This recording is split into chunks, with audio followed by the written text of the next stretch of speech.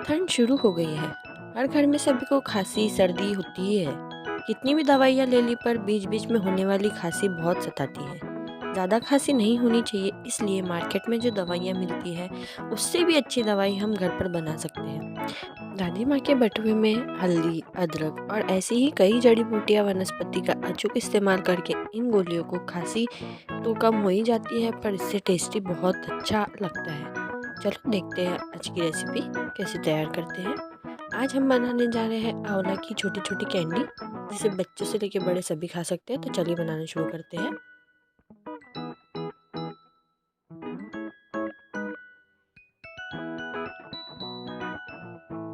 तो यहाँ मैंने ले ली है 150 ग्राम अदरक। अदरक लेते समय बस एक ध्यान रखना है कि अदरक की गांठ अच्छी बड़ी बड़ी हो, सूखी ना हो। बड़ी बड़ी गांठ और ताजी अदरक गांठ लेने से एक फ़ायदा होगा, अदरक में इससे रस बहुत ज़्यादा निकलेगा और इस रेसिपी के लिए बहुत फ़ायदेमंद होगा। अब हम अदरक को अच्छे से धो लेंगे। अदरक की गांठें आड़ी टेढ़ी होती हैं, इनमें मिट्टी फंसी हुई होती है, तो इसे धोना बड़ा मुश्किल हो जाता है। तो आज आपके लिए मैं एक ट्रिक लेकर आई हूँ। हमने ये ब्रश ले लिया है। इस ब्रश की सहायता से आप देख सकते हैं किस तरीके से हम बीच बीच में ब्रश डाल करके हम इसकी मिट्टी निकाल लेंगे। इसी तरीके से हम सारी अदरक धो लेंगे। इससे बहुत आसानी से अदरक की मिट्टी भी निकल जाएंगी और अदरक भी आसानी से साफ़ हो जाएगी। वैसे तो अदरक साफ़ ही है, पर बीच बीच में मिट्टी होती है। तो देखिए इस तरीके से हम घस करके सारी मिट्टी को निकाल लेंगे। देख सकते हैं हमारे अदरक में कितनी मिट्टी निकली है। अब हम इसे एक सूखे कपड़े से या टिश्यू पेपर से पोंछ लेंगे। अच्छे से पोंछ करके हम इसे सुखा लेंगे। हमारी अदरक को हमने सुखा लिया है। अब यहाँ पे एक जाली ले लिए हमने, जो बैगन या और कोई सब्जी भूनने के लिए हम लेते हैं गैस पर। हमने इसे रख करके इस पर अदरक रख दिया है। हम इसी का इस्तेमाल करेंगे। अगर आपके पास ये ना हो तो आप डायरेक्ट गैस पे भी उसे एक चिमटे से पकड़ करके भून सकते हैं। तब तक हमारी अदरक भूनती है, तब तक कि हम दूसरी तैयारी कर लेते हैं। यहाँ पे मैंने 7 से 8 काली मिर्च ली है और 5 से 7 लौंग ले ली है। ये दादी नानी के ज़माने के नुस्खे हैं, बहुत काम आते हैं। यहाँ पे मैंने 20 से 25 तुलसी के पत्ते ले लिए। अगर आपके पास में तुलसी के पत्ते सूखे हो तो आप डायरेक्ट मिक्सर ग्राइंडर में डाल करके इसे बारीक बना सकते हैं। मेरे पास में तुलसी के पत्ते सूखे नहीं थे, तो मैंने गीले धो करके ले लिए हैं और इसे हम अच्छे से कूट करके बारीक कर लेंगे। आप देख सकते हैं इस तरीके से हमें कूट लेना है। अब हमारी अदरक भून करके रेडी है। बीच बीच में मैंने इसे चला लिया था, पलटा पलटा करके भून लिया है। अब हम गैस बंद कर देंगे। अब हम इसे एक पानी में डाल देंगे। बाउल में पानी ले रखा है हमने, उसमें डाल देंगे हम इस अदरक को। अदरक गरम है। हाथों से मैश करते हुए हम इसके सारे छिलटे निकाल लेंगे। इजीली इसके छिलटे निकल जाते हैं।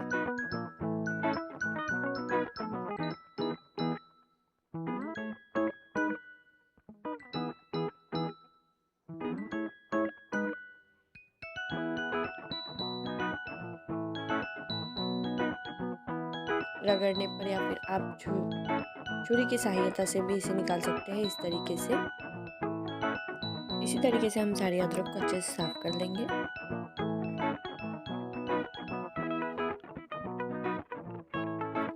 सर्दी चाहे जुकाम चाहे छोटों को हो या बड़ों को, एक बार बनाकर रख दो हमेशा काम में आएगी। ये अदरक हमने इस तरीके से साफ कर ली है। अब हम इसके छोटे छोटे टुकड़े कर लेंगे, ताकि इसे मिक्सी जार में पीसे तो इसके छोटे छोटे चंक्स रह जाते हैं, इसलिए हम इसे अच्छे से छोटे छोटे टुकड़ों में काट लेंगे। आप चाहो तो इससे बड़े भी टुकड़े कर सकते हैं, आपके मिक्सी जार में डालने के हिसाब से। तो हमने यहाँ पर इस तरीके के टुकड़े कर लिए हैं।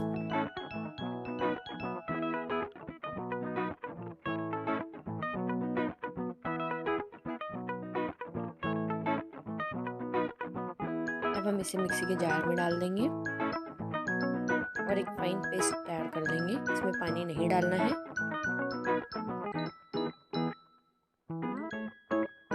इसी तरीके से फाइन पेस्ट तैयार करना है। मेरा बड़े मिक्सी के पॉट में नहीं हो रहा था, इसलिए मैंने छोटे मिक्सी के जार में डाल करके पीस लिया है। अब यहाँ पे हमने करीब 200 ग्राम के करीब गुड़ लिया है, जिसे हम चिप्स करने की जो मशीन होती है ना, उससे हम इसे किस लेंगे। अगर आपके पास में वो ना हो तो आप छुरी की सहायता से बड़े बड़े टुकड़े भी कट कर सकते हैं। ये गोलियां उपायकारक होके और बहुत चटपटी बनती है, बच्चों को बहुत टेस्टी लगती है। एक बार मांगेंगे तो बार बार मांगेंगे बच्चे की मम्मा एक और दे दो, बहुत अच्छी बनी है। तो आप देख सकते हैं, मैं आपको छुरी की सहायता से भी कट करके बता दूंगी। बहुत फ़ायदेमंद होती है ये दवाई। एक ही बार बना के रखना पड़ता है इसे, और पूरी सर्दी आप इसे सेवन कर सकते हैं। जब भी आपको सर्दी खांसी जुकाम लगे तो आप इसकी एक गोली खा लो, आपको एक ही दिन में फ़र्क पड़ जाएगा। बड़ों के साथ साथ छोटों को भी आप ये गोलियां दे सकते हो। अब हमने यहाँ पे एक पैन रख लिया है, उसमें हम ये सारा पेस्ट डाल लेंगे और लो फ्लेम पे कम से कम 1 मिनट तक चलाते हुए हम इसे पका लेंगे, ताकि इसका जो तीखापन है वो थोड़ा कम हो जाए, ताकि बच्चों को तीखा ना लगे। 1 मिनट तक कंटिन्यू हम इसे चलाते हुए पका लेंगे। क्योंकि हमारी अदरक की गांठें बहुत भरी भरी थी, उसमें बहुत सारा रस निकला है और बहुत तीखी थी अदरक, इसलिए हमें बच्चों को तीखा ना लगे, इसलिए हमें इसे 1 मिनट तक के अच्छे से पका लेना है।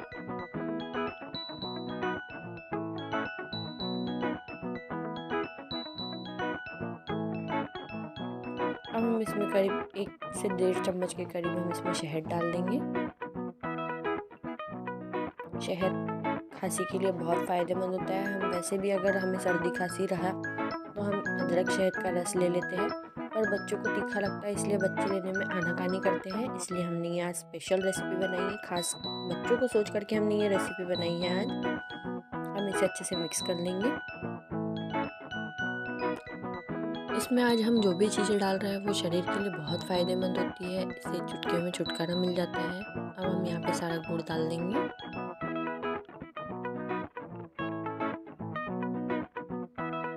और हमने जो मिश्रण तैयार किया था कूट करके हम वो भी डाल देंगे। ये सारी चीज़ें हमारे बॉडी को कोई इम्पैक्ट नहीं करती है, बहुत अच्छी है हमारे शरीर के लिए।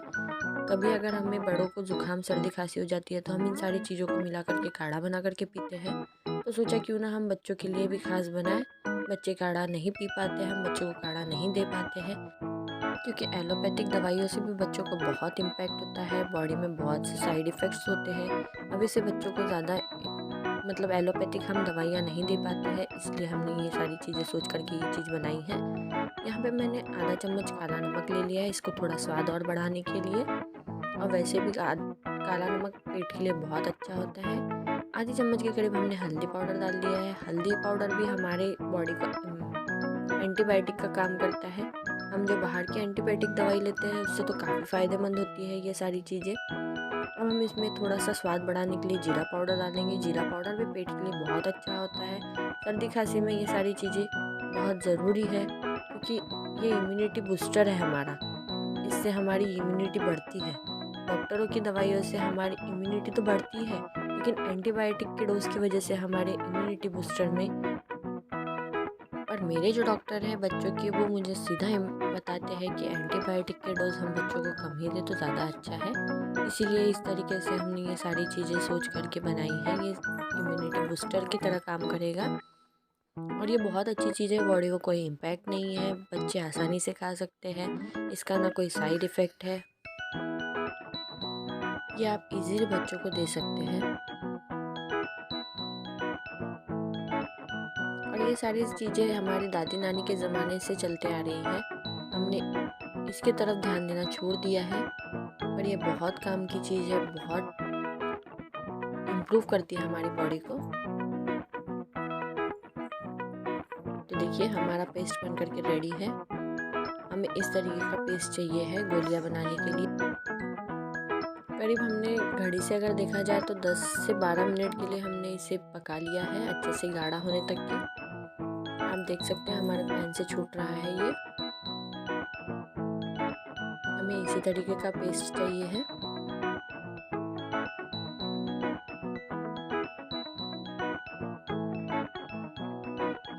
खाने में बहुत ही ज़्यादा टेस्टी है, क्योंकि साथ ही हमने इसमें नमक जीरा पाउडर का फ्लेवर भी दिया है। अब हमारा पेस्ट बन करके ठंडा होकर के रेडी है। अब हमने 1 चम्मच में 1 बूंद घी लेकर के इसकी हम गोलियां बना लेंगे, क्योंकि बहुत गर्म था ये टेस्ट। अगर आप बच्चों के लिए बना रहे हैं तो आप इससे थोड़ी छोटी गोलियां बनाएं। इस तरीके से हमने गोलियां बना ली है। यहाँ पे हमने चीनी पीस ली है, जिसमें हमने इन गोलियों को डिप कर लिया है थोड़ा सा। मेरे पास में खांड नहीं थी, नहीं तो हम खांड में ही डालते थे, लेकिन मेरे पास में खांड ना होने के कारण हमने चीनी को पीस लिया है और इस तरीके से गोलियां बना करके हमने इसमें मिला ली है, ताकि इससे हमारी गोलियां बहुत अच्छी रहे। इस तरीके से हमने सारी गोलियां बना ली है पहले। अब हम इसे शक्कर में डिप कर लेंगे फटाफट। इस तरीके से हम सारी गोलियों को शक्कर में डिप करके रखेंगे और इसे एयर टाइट कंटेनर में या ग्लास के जार में रख सकते हैं आप। ये बहुत दिनों तक के टिकती है। इस तरीके से हमारी गोलियां बन करके रेडी है। इसे हम अदरक की खटाखट भी कह सकते हैं। तो आपको मेरी रेसिपी कैसी लगी मुझे कमेंट करके ज़रूर बताएं। अगर आपको मेरी रेसिपी अच्छी लगी होगी तो प्लीज़ अपने दोस्तों के साथ में शेयर करिए और मेरे रेसिपी को लाइक कीजिए। अगर ऐसे ही आपको अच्छी रेसिपी देखनी है तो प्लीज़ मेरे चैनल को सब्सक्राइब कीजिए, प्रेस करना ना भूलें, ताकि ऐसी ही अच्छी वीडियो का नोटिफिकेशन सबसे पहले आपको मिले। आगे फिर एक नई रेसिपी के साथ मिलेंगे, तब तक के लिए बाय बाय।